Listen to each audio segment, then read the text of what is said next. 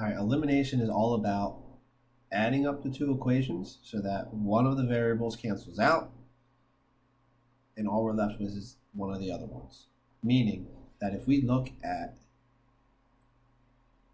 these two equations, we're going to add them up vertically. So add the x's together, right? So then we get 3x. In this case, negative 3y and positive 3y. We add them together, they equal 0. They cancel each other out. And we add these and we get 3.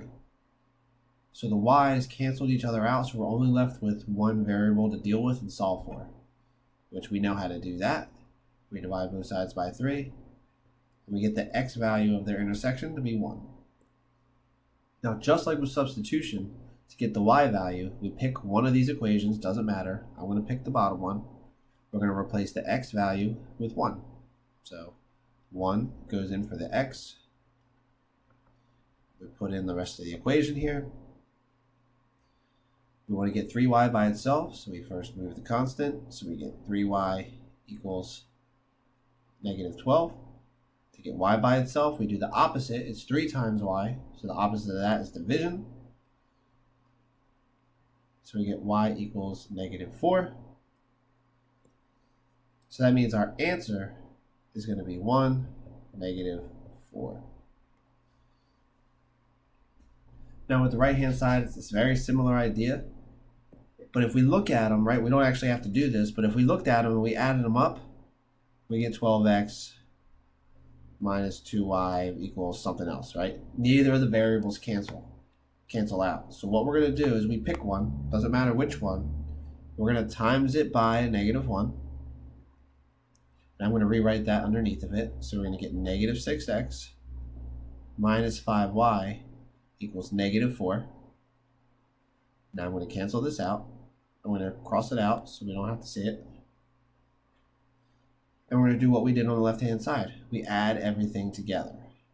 So negative 6, positive 6 cancel each other out. 7, 8, 9, 10, 11, 12. So we get negative 12y equals negative 24. When we add them all together to get to the y by itself, we divide. So we end up with y equals 2.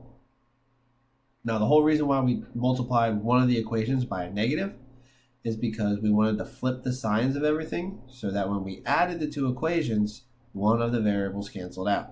So because this one had two 6's, when we multiplied the top by negative 1, the bottom became negative 6, and when we added them, they were out.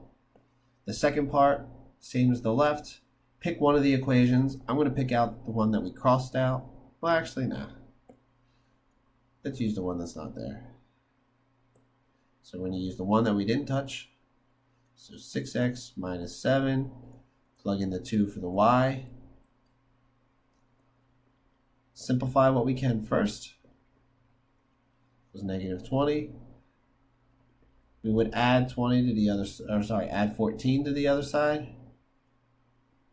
All right, so that cancels out, and we're left with negative 6. Divide both sides by 6, and we get x is negative 1. So that point, that's the point of intersection, because remember, these are two straight lines. They can only intersect at one point.